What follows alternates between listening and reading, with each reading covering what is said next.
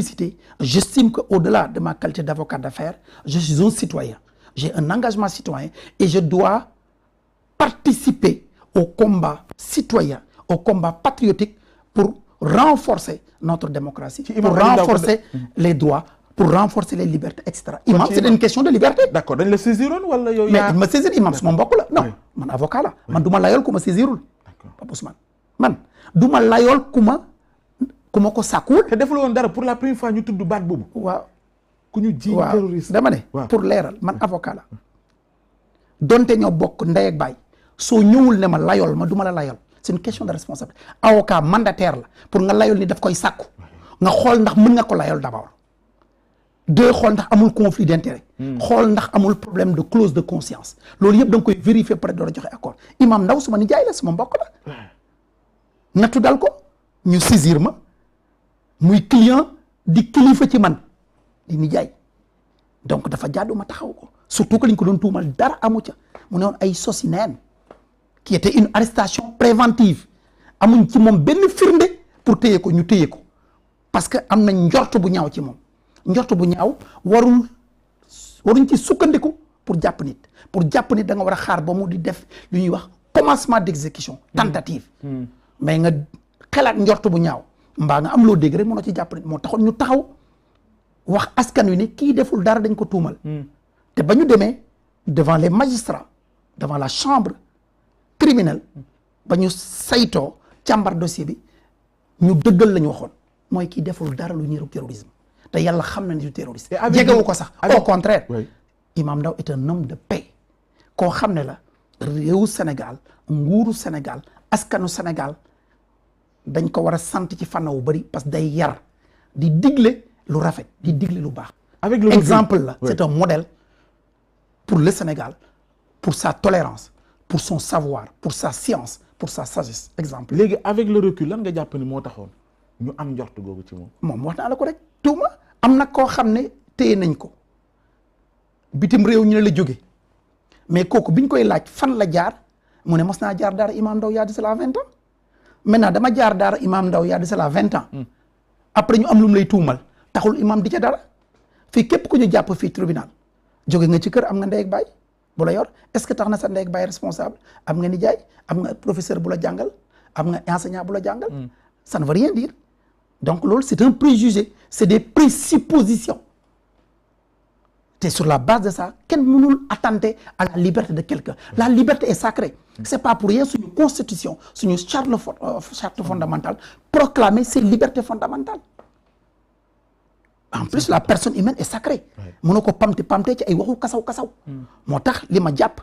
te di ko sàkku yaakaar naa ne ce chaos judiciaire bi ñu gis dans le dossier Imam Ndaw où quasiment une bonne part des accusés ont été acquittés que nañ ci tirer ay leçons jàngat ci ba police ak gendarmerie ak justice une bonne partie de la justice à savoir le parquet dootuñ arrêté ay citoyens sénégalais ci ay waxu kasaw justement ci loolu nga wax noonu ni dañ ci war a tirer leçon loolu moo ñu yóbbu sax ñu dugg ci pàcc boobu ngir mën a ñëw ci dossiers yi nga xamante ni gis nañ ci 2021 bi quand même téye na les Sénégalais en haleine bokk na ci dossier bu ñu jàpp ni xëy na ampleur bi mu jël yeneen i jëlu ko ba ay bakkan rot ci mooy li xewoon mois de mars da nga jàpp ni dañu jàngewul ci dossier yi jiitoo waral loolu booy situer la responsabilité di xoolaat ci wàllu yoon lan moo xaw a nuru jeng ba ñu yegg si ci niveau boobu noonu sooy jàngat dossier boobu noonu nga xam te jëm na ci mbiru tuumal viol ak ci aju waaw dossier boobu du ma ci sore ci biir sur les faits xaw ma ci lenn parce que nekkuma ci biir dossier bi su ma nekkoon ci biir dossier itam dafa am fu ma yoon tënkee mooy le secret de l'instruction te man damay sàmmook li yoon santaane ak li yoon tëral donc du ma sori ca lool waaye li ma xam rek c'est rappeler un principe ab citoyen bu mu mënti doon am na sañ-sañ bu jàpp ne dañ ko tooñ mu dem ca yoon citoyen bu ñu tuumal aussi am na sañ-sañ seetal deram tuuma am na ku ne deful dara li am solo mooy dossier baa ngi ci loxo yoon na yoon rendre la justice ba ñu xam est-ce que li ñuy wax am na ou amul man en tant que citoyen en tant que avocat je ne demande que ça en tant que citoyen. procédure bi nag. mooy procédure bi dem jusqu'au bout. waaw mooy yoon wax lan moo ci am. dossier baa ngi ci loxo yoon nañ ko bàyyee yoon wéyal liggéeyam pour wax lan moo ci am ak lan moo ci amul. loolu la ñëpp di xaar boo dégloo ñi mu concerné ñëpp ku ne nee nga dafa bëgg yoon def liggéeyam. kon man mii aussi en tant que citoyen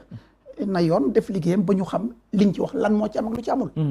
mais ci diggante bi mën naa la wax mooy procédure bi. ni mu maanaam bi mbir yi jibee convocation yi niñ ko amalee. ak li ci wuy jibee ba ci bakkani rotteeg ba après contrôle judiciaire bi ci mujj mbiri tàggatem boobu. boo koy xool laa en tant que praticien du droit. waaw man li ma ci mën a wax rek jàpp ni moo ci vice de forme. non man ci procédure bi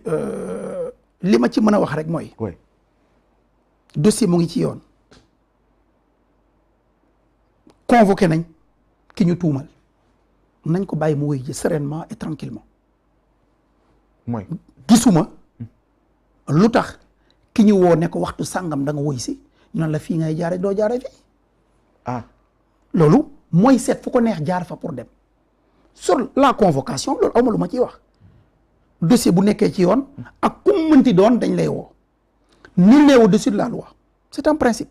ñëpp a yem ca yoon maintenant en fonction du statut des uns et des autres mën na am une procédure particulière man avocat la am na lu ñuy wax privilège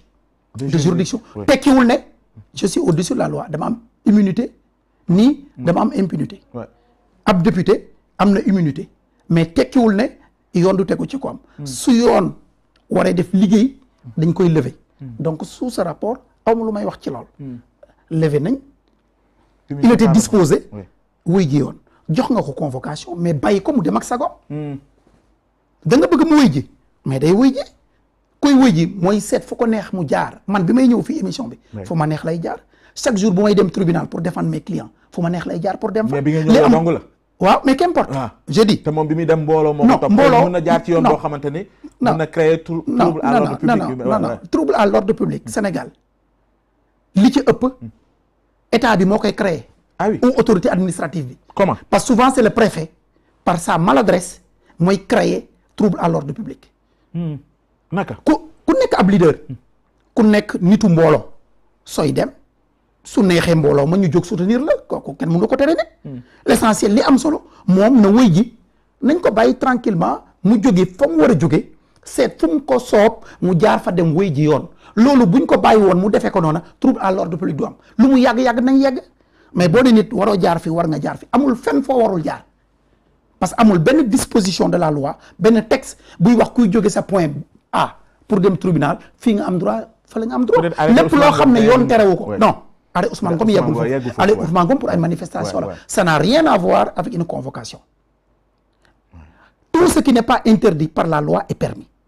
fu la neex nga jóge pour dem tribunal kon nañ ko bàyyi mu dem donc préfet bu ci intervenir naan fii nga war a jaar waroo jaar fële bu trouble à l'ordre public amee préfet boobu moo ko créé et Sénégal lu ci bëri c'est l'autorité administrative ci lu teguwul fenn moom mooy créer trouble à l'ordre public parce que bu bàyyi nit ñi kese ak seen sago du am trouble la preuve xoolal les manifestations chaque fois buñ ko autorisé du am trouble à l'ordre public mais parfois da ngay ne dama bëgg a dox ñaxtu benn liberté boo xam ne c'est constitutionnellement garanti ñu ne doo ko fi def indi le nombre de policiers boo xam ne ñoo ëpp même parfois manifestants yi loolu lan lay niru d'accord kon buñ la déggee mooy ni coow li juddoon ci convocation Ousmane Sonko ba mu ne du bu dem day ànd ak ay ñoñom bu fekkoon encadré nañ ko autorité administrative def ci liggéey bi ci war xëy na bakkan yi rot du rot su ma la déggee bon ça je ne peux pas le dire de manière péremptoire li ma xam daal suñ ko encadré woon bàyyi ko mu dem normalement foofa coow dafa jóge leneen la xew nag après mënuma wax ne forcément li xew mais ça a été un élément amplificateur ba tax mu dégénérer donc war nañ ci jàngat mooy à chaque fois que yu mel ni bu amee nañu bàyyi les concernés ñu dem tranquillement les forces de l'ordre assurer li ñuy wooye ordre public mooy bàyyee xel ba tekkaaralu askan wi dara bañ koo yëngal